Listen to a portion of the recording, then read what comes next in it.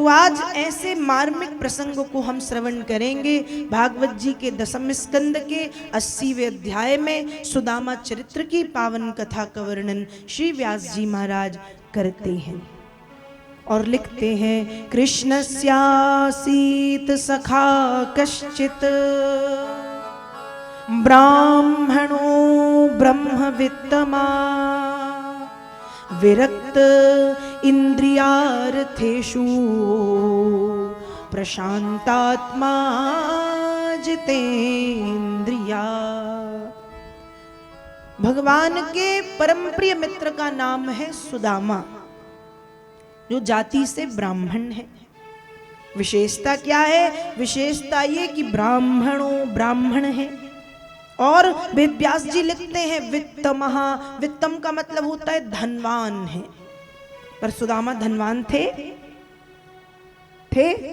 नहीं, दरिद्र थे, निर्धन थे, गरीब थे। तो वेद व्यास जी लिखते हैं ब्राह्मणों ब्राह्मण हैं, ब्रह्मवित्तमा, ब्रह्मवित्तमा मतलब भगवान का भजन करने में बड़े धनवान हैं। ब्राह्मणों ब्रह्मवित्तमा विरक्त इंद्रियार्थेषु। सुदामा जी ने अपनी 10 इंद्रियों को अपने बस में करके रखा है। ध्यान रखिए, हमारे शरीर में 5 ज्ञानेंद्रियां हैं और 5 कर्म इंद्रियां, और इन 10 इंद्रियों का राजा है मन। लेकिन इंद्रियां इतनी भयंकर होती हैं कि ये इंद्रियां मिलकर के मन को अपना गुलाम बना लेती हैं। मन राजा है, लेकिन इंद्रियां जब बढ़ती हैं तो मन गुलाम बन जाता है और ये इंद्रियां बन जाती हैं राजा। एक बार की बात है, वेद व्यास जी ने जब श्रीमद् भागवत की रचना की, ध्यान से सुनो, उस समय वेद व्यास जी ने भागवत के 8वें स्कंद में एक श्लोक लिखा है, बलवान इंद्रिय ग्रामो विद्वांसमपि करसति। मतलब बड़े बड़े विद्वानों के मन को इंद्रियां आकर्षित नहीं करती। मतलब जो बड़े बड़े विद्वान हैं, ज्ञानी हैं, उस मोह माया इंद्रियों के चक्कर में नहीं पड़ते। वेद व्यास जी ने लिखा कि बलवान इंद्रिय ग्रामो विद्वांसमपि करसति। मैंने उल्टा बोल दिया कि विद्वानों के मन को भी इंद्रियां आकर्षित करती हैं। वेद व्यास जी ने ये लिखा। तो वेद व्यास जी के प्रिय शिष्य हैं जैमिनी।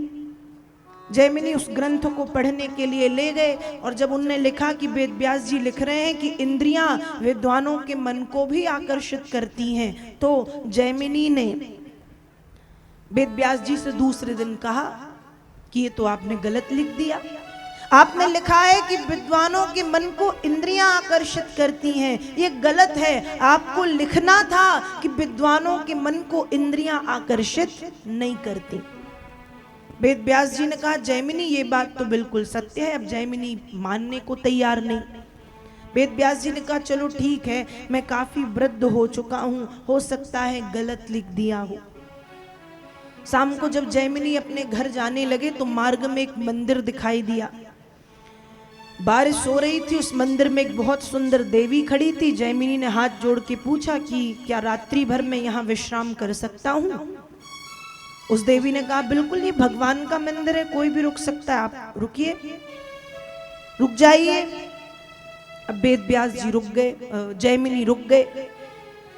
रात्रि में जैमिनी उस देवी की सुंदरता पर ऐसे मोहित हुए कि उस देवी के दरवाजे खटखटाते हैं। जब उसने दरवाजे खोले तो कहते हैं कि आप हमसे विवाह कर लो।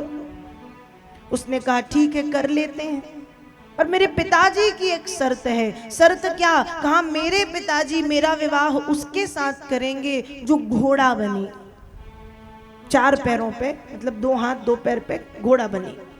फिर कहा उसके ऊपर वो मुझे बिठाए अपनी पीठ पे। फिर कहा पीठ में बिठा के वो मुझे मंदिर तक ले जाए। मेरे पिताजी मेरा विवाह उससे कर देंगे। अब जैमिनी तो जैमिनी, इतना आकर्षण है कि सोच रहे हैं रात का समय कौन देख रहा, घोड़ा बनने को तैयार। तब वो देवी कहती है कि अरे ये तो पिताजी की शर्त है, मेरी तो सुन लो, आपकी क्या? कहा घोड़ा बने लेकिन मुंह में काला रंग लगवाए, मैं उससे विवाह करूंगी। अब जैमिनी, रात है कोई नहीं देख रहा, घोड़ा बन गए, कंधे मतलब पीठ पे उस देवी को बिठाया, चेहरे में काला रंग लगाया और जैमिनी चल दिए मंदिर। अब जैसे ही मंदिर पहुंचे तो वो जो देवी थी वो तो बाबा वेद व्यास जी की रची हुई एक माया थी, अंतर्धान गायब। वहां वेद व्यास जी आसन लगा के बैठे हुए थे। जैसे ही जैमिनी ने वेद व्यास जी को देखा, जैमिनी वेद व्यास जी के चरणों में गिर पड़े और कहते हैं, बाबा जी आपने बिल्कुल ठीक लिखा है कि बड़े बड़े विद्वानों के मन को भी इंद्रियां आकर्षित करती हैं। वेद व्यास जी ने कहा, नहीं नहीं मैंने तो गलत लिखा है। जैमिनी ने कहा, नहीं नहीं बिल्कुल सही लिखा है। वेद व्यास जी कहते हैं, मैंने गलत लिखा है, मुझे तो यह भी लिखना था कि बड़े बड़े विद्वानों को घोड़ा बना देती हैं और उनके मुंह में काला रंग पुतवा देती हैं। इतनी भयंकर होती हैं हमारे शरीर की ये 5 ज्ञानेंद्रियां और 5 कर्म इंद्रियां।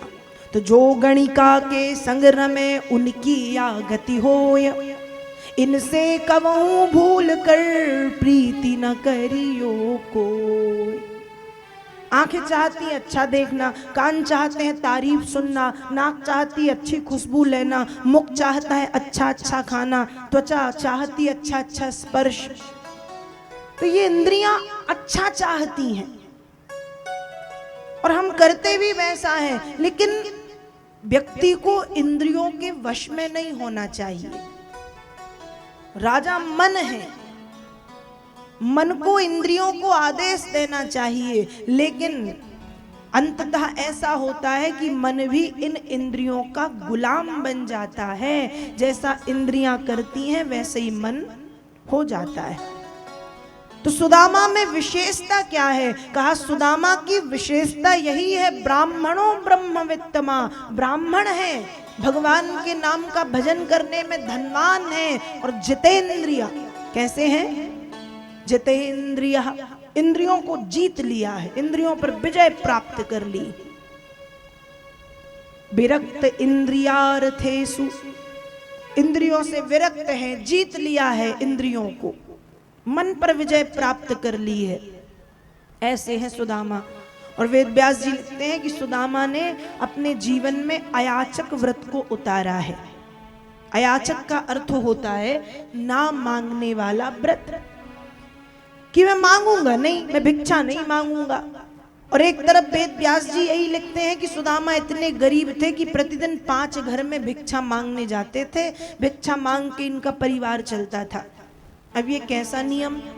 एक तरफ लिखते हैं कि नियम लिया है मांगेंगे नहीं, और दूसरी तरफ मांगते थे। तो कहा सुदामा नित्य 5 घर तो जाते, लेकिन किसी के घर के सामने खड़े होके ये नहीं कहते थे कि भिक्षा दे दो, बस जाके खड़े होके थोड़ी देर कीर्तन करते। किसी ने दे दिया तो ठीक, और किसी ने नहीं दिया तो भी ठीक। कभी कभी इतना मिलता कि सुदामा जी, उनकी पत्नी, उनके बच्चे पेट पेट भर के खाते। कभी कभी कुछ कम मिलता तो सुदामा की पत्नी का नाम है सुशीला, वे अपने बच्चों को खिलाती और अपने पति से कहती कि शायद आज भगवान की यही इच्छा है कि हम दोनों एकादशी का व्रत कर लें। और धन्य है सुशीला, कहती हैं कि हमारे भाग्य तो देखो, 1 मास द्विपाख में 2 एकादशी होए, 1 मास द्विपाख में 2 एकादशी होए, और मेरे घर गोपाल जी नित्य एकादशी होए। भाग्यवान कहती। समझे? कुछ समझ में आया? नहीं आया।